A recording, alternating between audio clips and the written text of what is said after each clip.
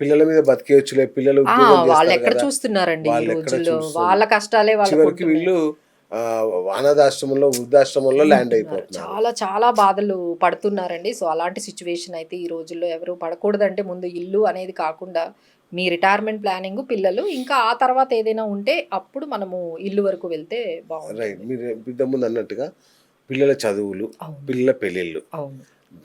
అసలు చదువుల దగ్గరనే పీకల్లోతు అప్పుల్లోకి వెళ్ళిపోతారు అప్పులు. మన వాళ్ళు. అవునండి. సో వీళ్ళకి పుట్టినప్పటి నుంచే ఒక అవును. కార్పస్ ఫండ్ అనేది ఎలా తయారు చేయాలి మేడం? సో, అదేనండి మనం చెప్తున్నాం గదా! ఇప్పుడు పిల్లలు పుట్టగానే మనం ఒక 10,000 ఉమ్, ఒక 10,000 ఈ ఓకే. ఈ మంత్ నుంచి నేను వాళ్ళకి 15 సంవత్సరాలొచ్చేంత వరకు పెడితే రూ. 1,00,00,000 అవుతుందండి. బా, రూ. 1,00,00,000 కరెక్ట్‌గా మీరు వావ్. పిల్లలు సంవత్సరం నుంచి మొదలుపెట్టండి.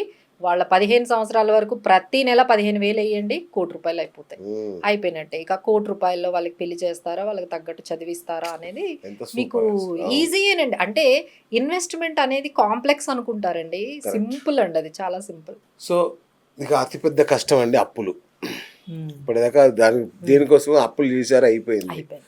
ఇప్పుడు ఆ అప్పుల ఊబి నుంచి బయటపడాలి. ఏం హ్మ్. చేయాలి? ఎట్లా బయట ఆ! పడొచ్చా? అసలు పడే ఏమన్నా యెస్. యెస్. స్కీములు ఉంటాయా మేడం? ఉంటాయండి. ఉంటాయి. అవును. మా దగ్గరకి కూడా చాలామంది ఇన్వెస్ట్‌మెంట్‌ల కోసమే కాదండి.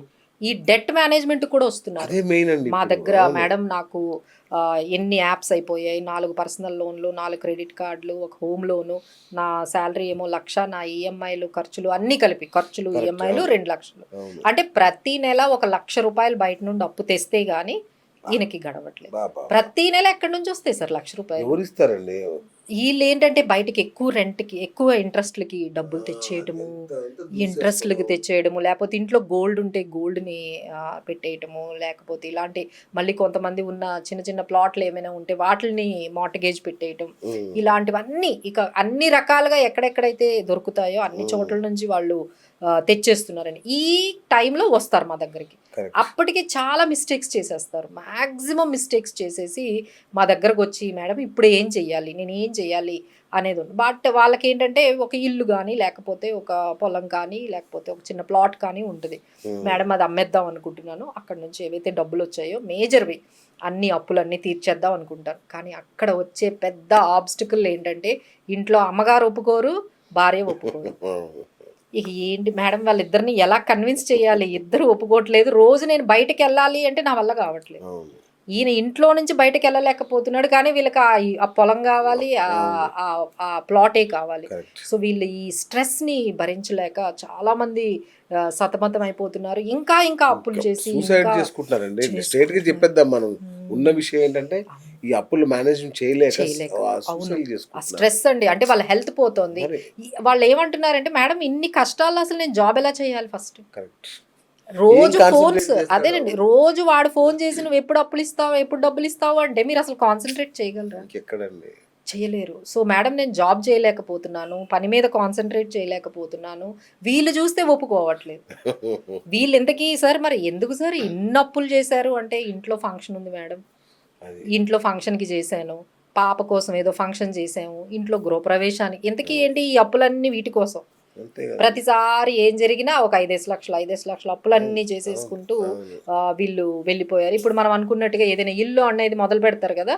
50,00,000 నుంచి బడ్జెట్ ఇంకొక 40,00,000కి ఎక్స్‌ట్రా తీసుకెళ్తారు. అప్పుడు వీళ్ళకి అంటే అంతవరకు మేడం నేను చాలా హ్యాపీగా ఉన్నాను మనం. ఎప్పుడైతే ఈ ఇల్లు అనేది మొదలుపెట్టగానే నా జీవితం ఇట్లా అయిపోయిందండి. ఆయన చెప్పిన నాకు ఈ సూత్రం ఒకటే. మేడం నేను ఈ సొంతి అద్దింట్లో చాలా హ్యాపీగా ఉన్నాను. ఎంత హ్యాపీగా ఉంటాం. నెలకి అవును. 30,000 మిగిల్చుకున్నా. నేనే ఒకరికి డబ్బిచ్చే పొజిషన్‌లో నేను ఉండేవాడిని. అందరికి హెల్ప్ చేసేవాడిని. అలాంటిది ఇల్లు అనే దాంట్లోకి వెళ్ళాను. ఇప్పుడు నేను అసలు ఇంట్లోకే వెళ్ళడానికి భయపడుతున్నా. చూడండసల. ఆ యెస్. ఇంట్లోకే వెళ్ళడానికి ఆయన కరెక్ట్ అండి. భయపడుతున్నాడు. కరెక్ట్ అండి. సో, దిస్ ఈజ్ ఇల్లు కొన్న, ఇల్లు కట్టిన ప్రతి ఒక్కరి అనుభవం అండి ఇది. ఇదేనండి. ఇదే. భలే దానికి కారణం జెప్పారసల. కూడా అవును. ఇదేనండి. బడ్జెట్‌లో ఎవ్వరు ఉండడమే లేదు. లేదు. వాళ్ళెక్కడో మొదలు అవును. పెడతారు. అది ఎక్కడికో ఎక్కడికో హెడ్ అవుతుంది. వెళ్ళిపోతుంది. అవును. దానివల్లేనండి. ఇల్లు తప్పు కాదు. ఆ బడ్జెట్‌లో ఉంటే బానే ఉంటది. కరెక్ట్. ఎవరుంటున్నారండి బడ్జెట్‌లో? సో, దానివల్లే ఇన్ని హ్మ్. ఇల్లు తెచ్చే కష్టాలంటారు చూడండి. రైట్. అలా ఇంకొకటి మేడం మనం చేసే అతిపెద్ద మిస్టేక్ ఏంటంటే, ట్యాక్సెస్. మార్చి రాగానే హడావుడిగా ఎట్లా మేనేజ్ చేయాలనుకుంటాం కానీ ఈ ట్యాక్స్ సేవింగ్కి ఏమైనా స్ట్రాటజీ ఉంటుందా మేడం? ఇప్పుడైతే అవన్నీ తీసేసారండి. ఎందుకంటే ఇప్పుడు మీరు ఎవ్వరు వర్రీ అవ్వాల్సిన అవసరం లేదండి. నెలకి 12 లక్షల వరకు అసలు ట్యాక్సే లేదండి. సూపర్. మీరు ఎందుకంత వర్రీ అయిపోయి ఎవరో చెప్పారు నేను ఇంకా అది ఒక ఇన్సూరెన్స్ పాలసీ, ఎవరో చెప్పారు ఏదో ట్యాక్స్ తగ్గించుకోవడానికి, అసలు 12 లక్షల ఇన్కమ్ వరకు అసలు ట్యాక్సే లేదు. ఎంతమంది 12 లక్షల లోపలికి వస్తున్నారండి? 12 లక్షల ఇన్కమ్ పైన ఉన్న వాళ్ళు ఎంతమంది ఉన్నారండి? చాలా తక్కువ మంది ఉంటారు. సో మీకెందుకండి ఈ ట్యాక్స్ ప్లానింగ్ గొడవ? కాకపోతే మేము చెప్పేది ఏంటంటే ప్రతి ఒక్కరు ఫైలింగ్ చేయాలండి. మీకు ట్యాక్స్ లేకపోయినా మేడం నేను 7 లక్షలే నాది 10 లక్షలే నేను ఎందుకు అసలు ట్యాక్స్ ఫైల్ చేయాలని అడుగుతారండి. బట్ ట్యాక్స్ ఫైలింగ్ చేయడం వల్ల మీకు లోన్స్ బాగా వస్తాయి, పాలసీ ఏదైనా టర్మ్ పాలసీ వస్తుంది, మీకు ఒక ట్రాక్ ఉంటుంది, ఇన్కమ్ ప్రూఫ్ లాగా ఉపయోగపడుతుందండి. సో ఈ జూలై 31 రోజు మనకి లాస్ట్ డేట్ ఉంది. సో ఇప్పటికీ ఎవరైనా ఫైల్ చేయకపోతే 0 ట్యాక్స్తో కూడా మనము ఫైల్ చేసేయచ్చు. సో ఫైల్ అయితే ప్రతి ఒక్కరూ చేయండి, అది మీకు చాలా ఉపయోగం ఉంటుంది. వండర్ఫుల్. బంగారం కొనొచ్చా మేడం? బంగారం మంచి ఇన్వెస్ట్మెంట్ అయినా? ఎస్ ఫస్ట్ అది ఇన్వెస్ట్మెంట్ అనుకోకూడదు.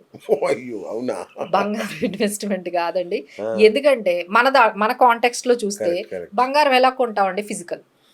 మన ఇండియన్స్ అందరూ కూడా ఎంతైనా ఫిజికల్లోనే కొంటారు. మనం ఎంత చెప్పినా డిజిటల్ మ్యూచువల్ ఫండ్స్ అని లేకపోతే గోల్డ్ ఈటీఎఫ్స్ అని ఎంతమంది పెడతారండి? గోల్డ్ బాండ్స్ అని ఎవరు పెట్టరు. బంగారం అనగానే ముందు ఫిజికల్లే కావాలి, అది కూడా ఆర్నమెంట్ లోనే కావాలి.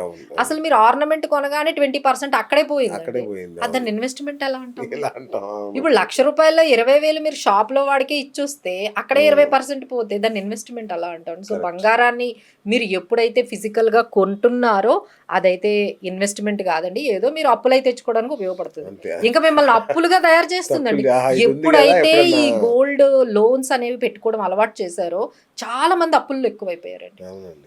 ఇంట్లో లేడీస్ కూడా వెళ్ళిపోతున్నారు, అప్పులు పెట్టేసి బాగుపడ్డాడు. అంతేనండి, వీళ్ళు కూడా ప్రతి దానికి గోల్డ్ పెట్టేయడం, అప్పులు తెచ్చేసుకోవడం, బాగా అది దానికైతే బాగా ఉపయోగపడుతుందండి. ఇన్వెస్ట్మెంట్ ఏమో నాకు తెలియదు కానీ ముందు అప్పులు తెచ్చుకోవడానికి అయితే ప్రతి ఒక్కరు అప్పులు పెంచుకోవడానికి గోల్డ్ ని బాగా వాడుకుంటున్నారు. దాన్ని ఇన్వెస్ట్మెంట్ గా వాడుకునే వాళ్ళు చాలా తక్కువ. పాసివ్ ఇన్కమ్ అనేది ఉండాలా మేడం? అంటే ఏంటి అసలు అది పాసివ్ ఇన్కమ్? అంటే ఈ రోజుల్లో అండి ఒక్క ఇన్కమ్ తో సరిపోతుంది, ఒక్క స్కిల్ తో కూడా సరిపోదండి. సో ప్రతి ఒక్కరూ ఏంటంటే ఒక స్కిల్ నేర్చుకోవాలి, లేకపోతే ఒక ఇన్కమ్ ని, ఒక ప్యారలల్ ఇన్కమ్ ని ఎందుకంటే ఒక సింగిల్ ఇన్కమ్ ఎప్పుడైనా ఆగిపోవచ్చు. అది మీ బిజినెస్ అయినా ఉండొచ్చు, ఎప్పుడొకప్పుడు ఆగిపోతుంది, లేదు మీ జాబ్ పోతుంది. అంటే ఒకే దాని మీద మనం ఆధారపడకూడదు. So you have to start 2 things. So దానికోసం మనం ఇప్పటి నుంచే నెమ్మదిగా ఒక కార్పస్ని క్రియేట్ చేసుకుంటే అదే మీకు ప్యాసివ్ ఇన్కమ్ని క్రియేట్ చేసి మీకు పెడుతుందండి. సో దానికైతే మీరు ఐదర్ స్కిల్ ఒకటి నేర్చుకుంటూ దాంట్లో అమౌంట్ అనేది మీరు నెమ్మదిగా స్టార్ట్ చేస్తే అదే పెద్దదవుతుంది.